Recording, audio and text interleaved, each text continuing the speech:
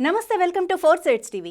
కేంద్ర ఎన్నికల సంఘం నూతన కమిషనర్ల ఎంపిక నేపథ్యంలో ప్రధాని నరేంద్ర మోడీ, ప్రతిపక్ష నేత అధీర్ రంజన్ చౌదరి, న్యాయశాఖ మంత్రి అర్జున్ రామ్ మేఘ్వాల్ సమావేశం కానున్నారు.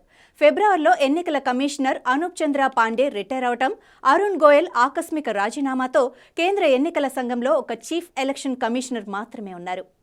మరికొన్ని రోజుల్లో లోక్సభ ఎన్నికల షెడ్యూల్ వెలువడనున్న నేపథ్యంలో ఈసీల నియామకం వేగంగా జరుగుతోంది.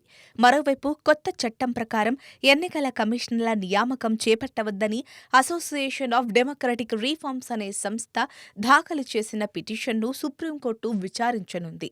లోక్సభ ఎన్నికలకు కొద్ది రోజుల ముందు ఎన్నికల కమిషన్లో 2 ఖాళీలు ఏర్పడగా ఈ 2 ఖాళీలను నింపేందుకు ప్రధాని నేతృత్వంలోని కమిటీ ఈ వారంలోనే సమావేశమవనుంది. కొత్త చట్టం ప్రకారం ఈ కమిటీలో ప్రధాని, కేంద్ర మంత్రి, లోక్సభలో ప్రతిపక్ష నేత సభ్యులుగా ఉన్నారు. గతంలో ఉన్న చట్టం ప్రకారం చీఫ్ జస్టిస్ ఆఫ్ ఇండియా కమిటీలో సభ్యుడిగా ఉండగా, కొత్త చట్టంలో ఆయన స్థానంలో కేంద్ర మంత్రికి అవకాశం కల్పించారు. అయితే ఎంపిక కమిటీ నుంచి సీజేఐని తప్పించిన తరువాత తొలిసారి ఈసీలను కేంద్రం ఎంపిక చేస్తుండటంతో ఏడీఆర్ పిటిషన్పై సుప్రీంకోర్టు ఎలాంటి తీర్పు చెప్పనుందనే దానిపై ఉత్కంఠ నెలకొంది.